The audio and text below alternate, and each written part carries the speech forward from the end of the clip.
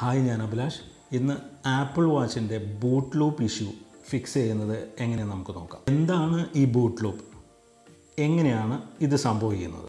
ഒരു device start ചെയ്യാൻ try ചെയ്യുകയും എന്നാൽ അതിന് കഴിയാതെ റീസ്റ്റാർട്ട് ആവുകയും ചെയ്യുന്ന ഈ പ്രോസസ്സിനെയാണ് നമ്മൾ ബൂട്ട് ലൂപ്പ് അല്ലെങ്കിൽ റീബൂട്ട് ലൂപ്പ് എന്ന് പറയുന്നത്.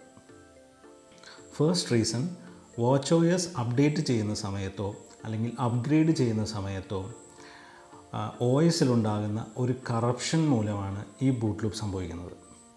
അതിന് കാരണം watchOS ഇൻസ്റ്റോൾ ചെയ്യുന്ന സമയത്ത് വാച്ചിൽ നിന്ന് ചാർജർ ഡിസ്കണക്ട് ചെയ്യുകയോ അല്ലെങ്കിൽ വാച്ച് ഫോഴ്സ്ഫുള്ളി റീസ്റ്റാർട്ട് ചെയ്യുകയോ ചെയ്യുമ്പോഴൊക്കെയാണ് ഈ ബൂട്ട് ലൂപ്പ് അല്ലെങ്കിൽ OS കറപ്ഷൻ സംഭവിക്കുന്നത്. സെക്കൻഡ് റീസൺ, അത് ഹാർഡ്വെയർ റിലേറ്റഡ് ആണ്.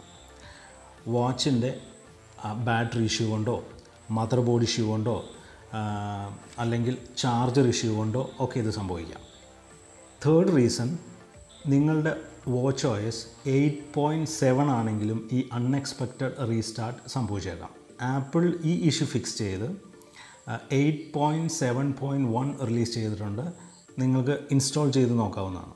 എന്നിട്ടും ഈ ഇഷ്യൂ റിപ്പീറ്റഡ് ആവുന്നുണ്ടെങ്കിൽ അത് കംപ്ലീറ്റ്ലി ഹാർഡ്വെയർ റിലേറ്റഡ് ആയിരിക്കും.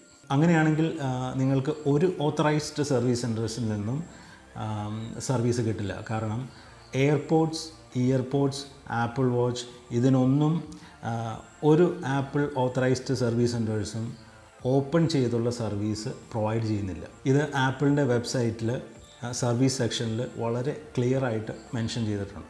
അതിന് നിങ്ങൾ മറ്റുള്ള സർവീസ് സെൻറ്റേഴ്സിനെ ഡിപ്പെൻഡ് ചെയ്യേണ്ടതായിട്ട് വരും. അത് ചിലവർക്ക് സെറ്റാവും, ചിലവർക്ക് സെറ്റാവില്ല. എനിക്ക് സെറ്റായില്ല, so I won't recommend that. പക്ഷേ നിങ്ങളുടെ ഇഷ്യൂ പൂർണ്ണമായും സോഫ്റ്റ്വെയർ റിലേറ്റഡ് ആണെങ്കിൽ ഈ ഓപ്ഷൻസ് ട്രൈ ചെയ്ത് നോക്കാവുന്നതാണ്.